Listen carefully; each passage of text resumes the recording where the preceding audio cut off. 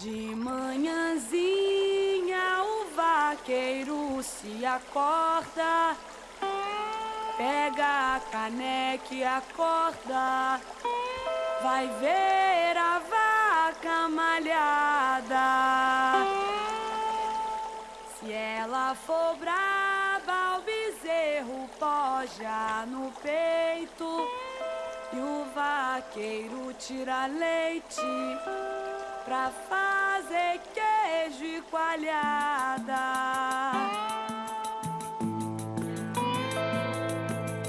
Seca, castiga, racha a terra no sertão.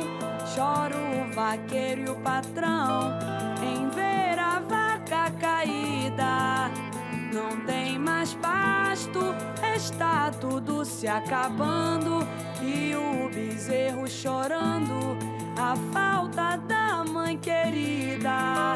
Se relampeja e troveja, o céu tá nublado e o povo fica animado. Chega de tanto sofrer, prepara a terra e bota a mão na enxada. Faz uma reza sagrada pedindo a Deus pra chover. Olá, seja bem-vindo ao Revista. Essas imagens que você acabou de ver fazem parte do documentário Águas do Espinhaço, produzido pela Fundação France Liberté. O filme é um alerta para a degradação ambiental sofrida na Serra do Espinhaço por meio de diversas ações. As florestas cobrem 31% de toda a área terrestre do planeta e garantem a sobrevivência de 1 bilhão e 600 milhões de pessoas. 80% da biodiversidade terrestre também depende delas. Pela importância que tem para todos nós, elas precisam ser preservadas. Por isso, a ONU declarou 2011 como o Ano Internacional das Florestas. No Brasil, as mudanças no Código Florestal, que determina medidas de proteção e regras para o uso do solo, geram polêmica. E para falar sobre isso, eu converso agora com a Aline Cardoso.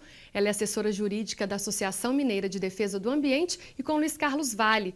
Ele é consultor da ONG do Instituto Terra Brasilis e também já esteve à frente do Instituto Estadual de Florestas. Gente, muito obrigada pela presença, estarem aqui com a gente. Para começar, o Código de Florestas ele tem gerado muita polêmica, né? Uma discussão muito intensa. Eu queria que vocês pontuassem, na opinião de vocês, o que realmente está acontecendo, que está gerando tanta polêmica, o porquê dessas alterações. Eu acho que nós precisamos de contextualizar um pouco o que aconteceu, né, nessa discussão do Código Florestal. Nós não estamos falando de lei nova, né? Nós estamos falando de um código que existe desde 1934, que foi atualizado em 65 e que depois passou por diversas modificações ao longo do tempo, e até então ele era ótimo. Né? O que aconteceu? Num determinado momento, recente, o governo resolveu baixar uma medida mais extrema de obrigatoriedade da regularização das reservas legais. E isso criou um clima de tensão, ou algumas pessoas criaram esse clima de tensão no campo. Você concorda, Aline, que foi assim que começou a história? Concordo plenamente. Quando ele começou a ser cobrado, na verdade, uma lei desde 1965 que deveria estar sendo seguida, agora começou a se cobrar e começou toda a polêmica. E também a questão que se levanta a bandeira para a aprovação desse novo código, né? A aprovação, levanta-se a bandeira de pequenos, de agricultura familiar, de que os pequenos não podem arcar com com a proteção de florestas, que o pequeno não poderia arcar com uma proteção de uma reserva legal. Só te interrompendo para o nosso telespectador entender, porque realmente o dano maior que se vê então seria exatamente para os pequenos produtores, que eles têm que se adequar, que tem uma série de exigências e eles não conseguem? Então, essa é a bandeira, mas não quer dizer que é a realidade. Esse é o argumento que vem sendo utilizado. Esse é o argumento que vem sendo utilizado, mas na verdade, esse novo projeto que foi aprovado, ele, na minha opinião, ele não vai mudar, não protege os pequenos como está sendo colocado. O que valeria muito mais para um pequeno agricultor, para a agricultura familiar, seriam políticas públicas que incentivassem a agricultura e políticas públicas que fossem efetivas para o agricultor levar a sua cultura e preservar o meio ambiente, agricultura sustentável. Nessa questão, acho que tem os brancos dessa legislação, né? Não é que o pequeno produtor não tenha condição de cumprir, por exemplo, 30 metros de proteção ao longo dos pequenos cursos d'água. Então ele não tinha, ele vai ter que recuperar só 15. Ora, se ele é pequeno, né, ele não tem recurso para recuperar os 30 e também não tem para os 15. Né? Então, quando essa questão das políticas públicas que a Aline coloca são fundamentais. O Estado tem que subsidiar, de certa forma, ou de incentivar essas pessoas a recuperarem as suas áreas. Né? É isso que porque do jeito que está sendo feito, solta na mão deles, né, e querer até que eles resolvam o problema que é nosso, que todo mundo tem envolvimento nisso. Exatamente, é isso que a gente tem que tomar cuidado. É essa bandeira levantada de que os pequenos, estamos aprovando o novo Código Florestal que vai de encontro... Vai retirar o pequeno da clandestinidade. Isso, que vai retirar o pequeno da clandestinidade, que o pequeno não pode ser culpado, temos que anistiar as multas, não sei o quê. Mas o projeto que a gente vê aí, na verdade, não protege o pequeno agricultor, não protege a agricultura familiar, até porque eu não vi nenhuma palavra de agricultura familiar no projeto. Fala de... Eles colocam 4 módulos fiscais, que é muito polêmico, coloca atividades agro-silvopastoris, que não tem nada a ver com o pequeno. Então, são questões que a população tem que ficar atenta e que toda a população deve se envolver, né, nesse debate, nessa polêmica. Um outro problema que a gente percebe também é a rapidez, né, com que tudo está sendo proposto, está sendo votado, e uma agilidade imensa, sendo que é uma coisa que é muito maior do que simplesmente colocar uma lei entrar em vigor, né? Porque os impactos vão ficar aí, a questão ambiental, não só para o país, mas, né, para todo mundo. Josiane, então vamos colocar a coisa da seguinte maneira. A legislação, nesse caso uma legislação ambiental, o Código Florestal, ela tem que ser feita para as futuras gerações.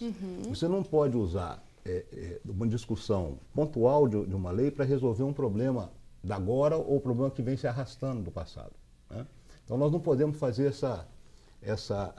esse jogo de usar disso, por exemplo, para anistiar. Anistiar essas questões ambientais é um insulto às pessoas que cumpriram a lei. Né? Então, um número grande de produtores cumpriu, né, a regra, a reserva, a preservação, e outros não. E agora eu passo a régua, tá, e digo, está todo mundo anistiado. Ou seja, você que cumpriu a lei foi um mané. E olha a bandeira como está sendo levantada errada. A bandeira é dos pequenos, mas a anistia vem para todos.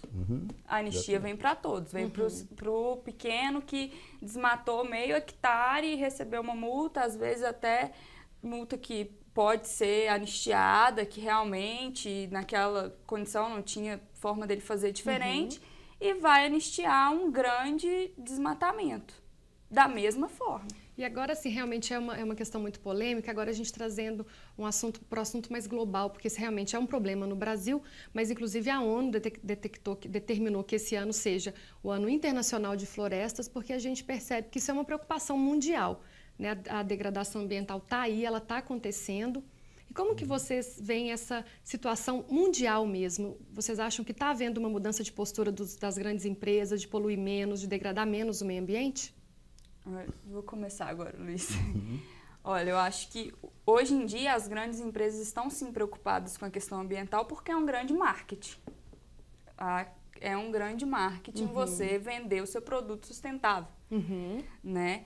E a ONU, esse ano é o Ano Internacional das Florestas, o ano passado foi da biodiversidade. Eu não sinto a sociedade tão mobilizada, na verdade. Todo mundo fala, o meio ambiente realmente é importante, mas quando você chama a luta, quando você chama para se posicionar, quando você chama para algum movimento, aí já é diferente a resposta. Essa questão de você ter um ano, uma data, né? O Ano Internacional das Florestas ou o Dia Mundial da Mulher, né? É uma forma de você chamar a atenção para um determinado tema. Né? A questão florestal mundial, ela não é muito diferente da brasileira, não. O mundo tem hoje cerca de 20% da cobertura florestal original. Né? Então, fatos históricos da própria evolução e adaptação da humanidade no planeta levaram a esse tipo de coisa. Né? Pessoal, nossa conversa está ótima, mas infelizmente eu vou ter que interromper. Luiz, muito obrigada pela presença, a Aline também. Foi um prazer tê-los aqui com a gente. Nós conversamos muito sobre a questão mais sobre o país e também aspectos internacionais do meio ambiente, mas eu convido vocês para assistir comigo uma reportagem que a gente trata de alguns aspectos aqui de Belo Horizonte, porque a cidade é conhecida por muitos como cidade-jardim, só que com o passar do tempo, as áreas verdes daqui foram se transformando. Será que esse título ainda vale? É o que a gente vai ver agora. Uma cidade que já nasceu planejada e moderna. O projeto original de Belo Horizonte é do final do século XIX e prioriza avenidas largas, praças e parques. Naquela época, ao redor da área central, as áreas verdes predominavam. Na paisagem urbana, chácaras e casas ocupavam grandes lotes. A capital mineira foi concebida a partir do conceito de cidade-jardim. Então era uma cidade em que as áreas verdes, elas tinham o objetivo de constituir uma cidade saudável, bem organizada, bem iluminada, bem arejada. Mas aos 113 anos a cidade é bem diferente de quando foi fundada, em 1897. Hoje são 2,5 milhões de habitantes. O rápido crescimento urbano e a ocupação desordenada tiveram reflexos na extensão das áreas verdes. O que a gente tem é que equilibrar a expansão da cidade com a preservação de áreas verdes, né? Porque essas áreas verdes elas vão auxiliar em temperaturas mais agradáveis e minimizar, algumas vezes, os problemas de inundação e alagamento. Em 182 mil metros quadrados, o Parque Municipal no centro de Belo Horizonte foi fechado em janeiro deste ano, depois que a queda de um jatobá matou uma visitante. O acidente acende o alerta sobre a manutenção adequada das áreas verdes da cidade. O que se observa hoje em dia é que Belo Horizonte tem tratado muito mal as suas árvores.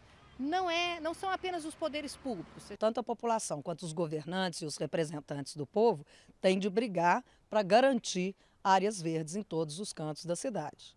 E essas áreas têm de ser preservadas mesmo, elas não podem ser guardadas para uma especulação imobiliária futura, porque é fundamental a existência dessas áreas verdes, para o clima, para a drenagem, para a qualidade de vida.